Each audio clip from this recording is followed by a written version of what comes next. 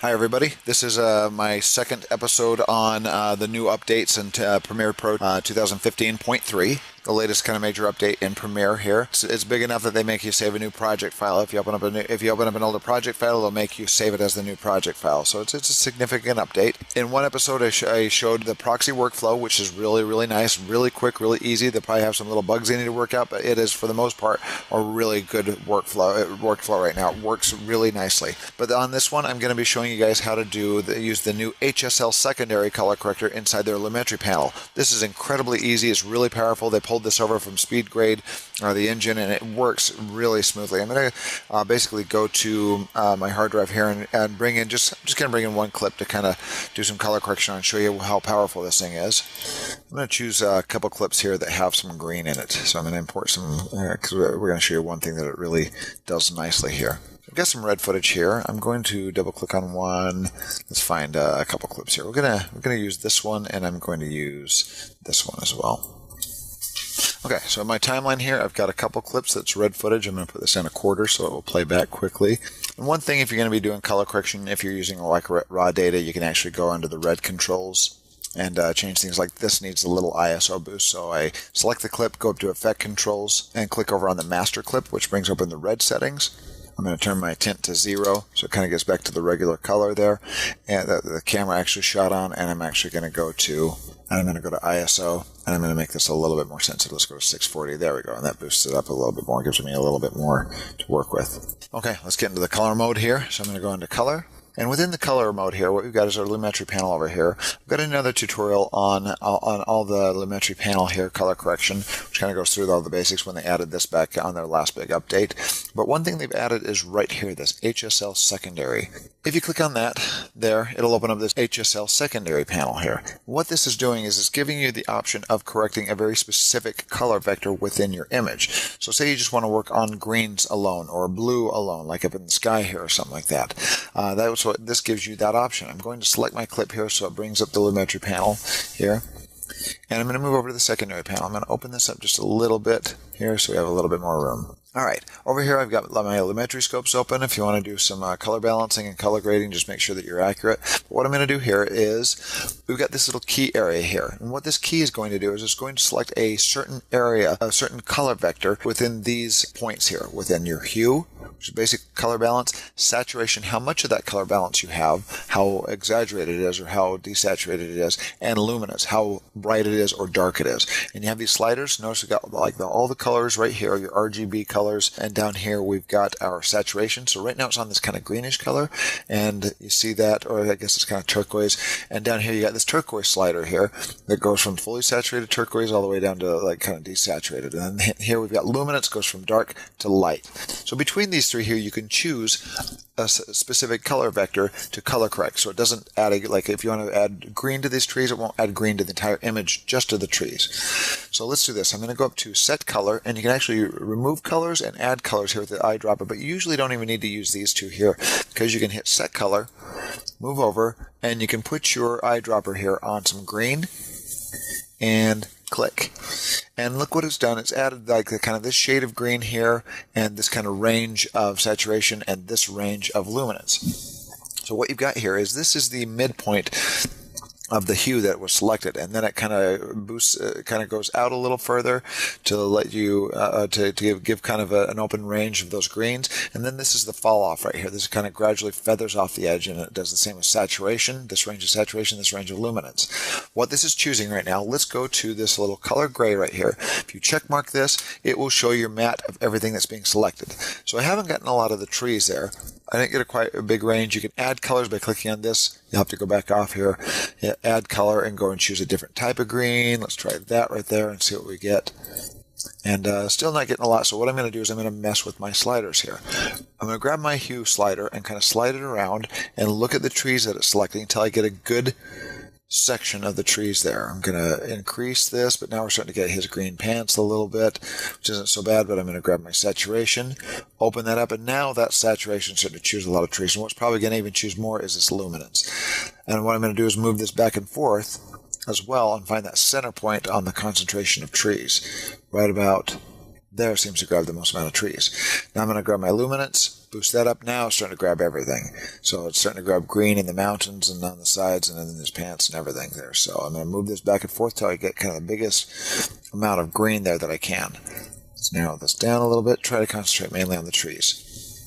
You also have, right now it shows in color the trees that you were choosing. You can see the green here in the trees, and that is your mask. That is what it's going to be correcting and nothing else. You can also show this in black and white and color and black. You can show color and black. It shows the black, what's going to be left out, and the green, what's going to be left in, the color that's going to be left in. Or you can tell it to show an absolute black and white matte. This shows you everything that it is going to be correcting, everything it's going to be leaving out. Right now it's got all these branches. Let's see what we get by using that mask there. Also, you have a refine your mask here. You can denoise your mask if you're working with compressed footage. This is red footage, so you won't need to denoise as much. And you've got a blur. The blur is going to soften the matte. See, if we pull really extreme there, it really softens it out so it's not so hard-edged. Usually you can just drag this over about a couple points, 2 or 3 points, and you'll get a little softening of the mask there, which makes it not such an extreme hard-edged mask there. Now I can turn this off, and let's go down to our colors here and see what we get. See, because this is kind of this is like early spring before the, right when the snow had melted, so this is kind of, leaves haven't filled in yet, and so we want to make this look a little bit more green. So what we can do is I can grab my, now this is your correction underneath, and the correction is just going to correct everything based on this mask up here. So if I grab this little wheel slider here and I move it over this way, look what's happening to the trees as I do that. Let me undo it. Watch this closely on the trees. Undo and redo. And look at that green that it just boosted. This is actually a booster right here. And see how exaggerated you can go? I mean, that's way too exaggerated, but if you really need to boost a little bit more color into something, you can do that. This is like an extreme gain here. It's kind of similar to saturation, but it's like extreme.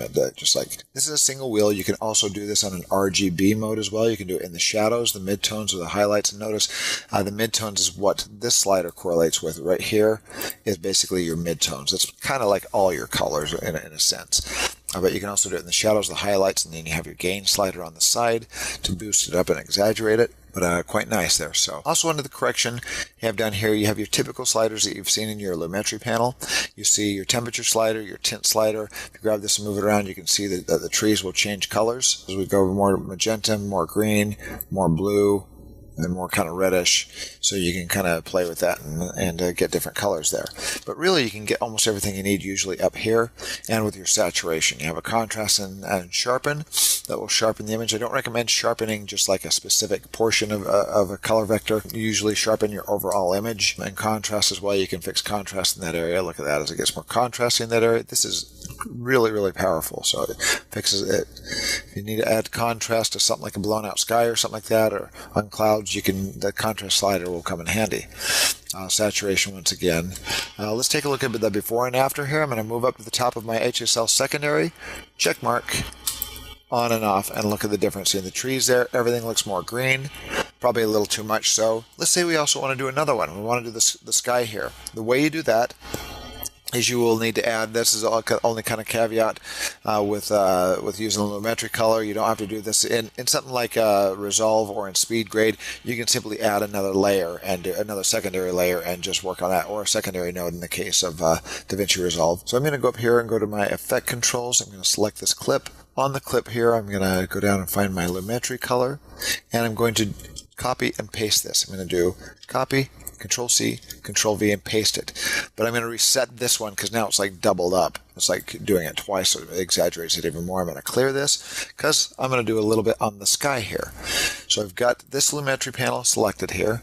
I'm going to go to the HSL secondary here. I've got this one selected, so I'm working off this one and not this one. Actually, I could even rename this one if I want to, and call this one Green Fix.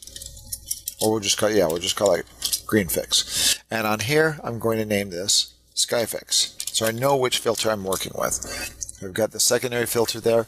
Now I'm going to choose Sky. Click, look at our mask. And same thing, look at that nice little chunk of sky there. I can play with this a little bit and see what I get. See, saturation isn't going to change much because that is just solid blue there. It's kind of almost one shade of blue. But luminance will probably change it a little bit. Let's move that around. Get as much of that sky as we can. That's about as much as we can grab right there. I go white on black, and so you've got some reflective sky hitting the mountains there. So I'm going to blur this a little bit, and I'm going to mess with this just a bit, see if we can kind of get rid of the blue on the mountains. And it looks like we can't. If we shorten this a little bit, we can get a little less of the sky. And there we go. And that's going to be enough. We won't really see the blue hue in there anymore. And let me blur that, blur the edges a little bit, and denoise the edges a little bit, and there we go. All right, let's turn that off and do our color grading on the sky now. We see just a sliver of the sky, but let's still give it a try and see what happens. As we move this over to the blue, look what's happening to the sky. It is intensifying there. It's a really nice, sharp blue color there. Let's now watch closely here as I uncheck our HSL secondary. There's the before, kind of looks almost grayish compared to the blue sky now. Now we click, and look how blue that is. So now if you need to fix the overall shot, of course I'm going to go back to, you can do it on either one of these. I'm going to go back to my original Lumetri color and go up to our basic correction, and let's add some contrast to this entire shot. A little bit of exposure to it, a little more contrast. And let's take this a little more from the coolish, or make this not so warm, a little cool. And there we go. So let's turn these off and look at the before and after. So there's our before footage, and there's our after footage. Cool little feature they've added there. The Lumetri panel is pretty close to the same, but this HSL secondary, this is something that people have been wanting in their Lumetri panel for a while. Oftentimes this has like kept me from staying within Premiere completely for some smaller projects, but now with that added, I will stay in Premiere for some smaller projects, and Lumetri panel works really, really well. It brings over the speed grade functionality, and it's a really powerful color correction feature inside of Premiere.